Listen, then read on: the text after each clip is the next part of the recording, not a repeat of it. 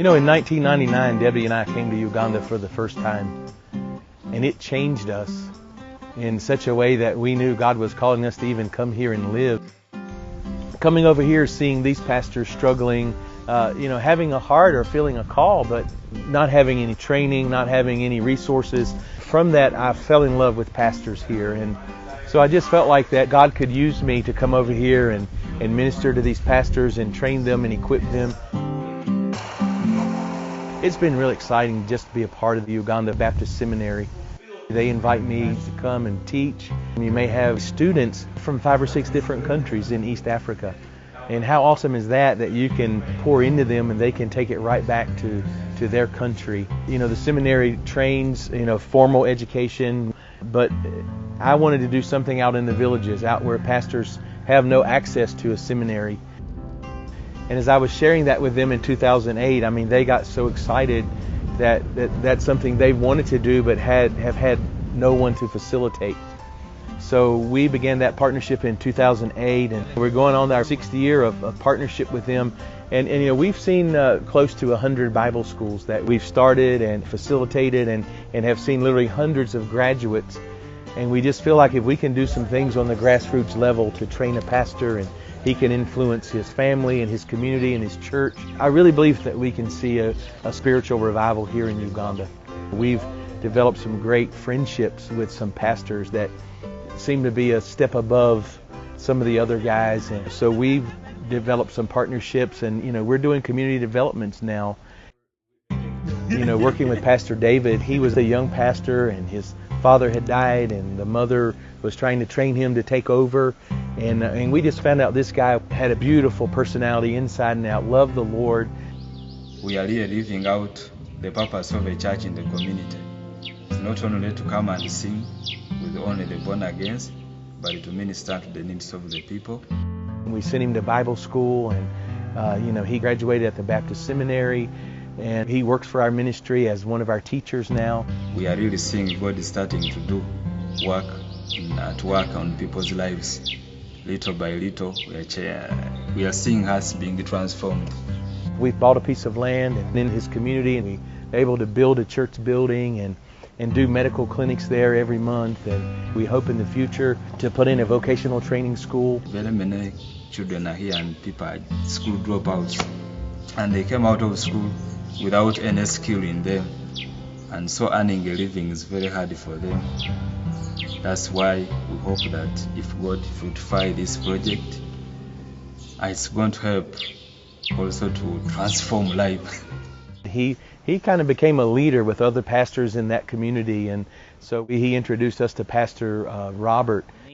He had a piece of property that was on a hill, and everyone was afraid of it. They said it's cursed, and the Luganda name actually meant death for that area. But Pastor Robert had a heart there because he saw so many Muslims and so many people that just needed the gospel.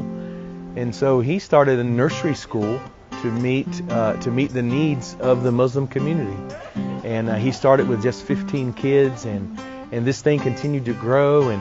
And even one weekend, it was Easter weekend, he was going to be going out to the community behind him to go to church. And someone said, "Why don't we just have church here?" So he had a church service there, and he said in that service 3 Muslims gave their lives to Christ. He was meeting in just a really small papyrus building, having a nursery school and a small church. There was no roofing, so God just put it on our hearts to help, and we were able to build them a very nice school and also a church. One building used as the same, and we actually poured a slab to build 5 classrooms and office space, and we're actually working on that building now. The money has come. There's well over 200 children now there at that school, so it's just really exciting to partner with him and build a school and build a church and minister to the needs, and just physically go out and have a presence and go into the community and do evangelism and just disciple and train people and help the church and the people grow in their faith. We are seeing a community that was desperate, liberated today. We do medical clinics there every month. People are looking at this place as a place of healing.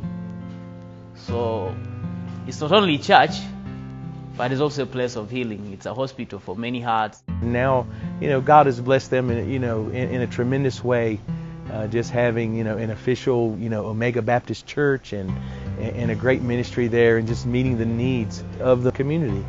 And so that's really what our heart has become, to train and disciple and to make disciples of all nations.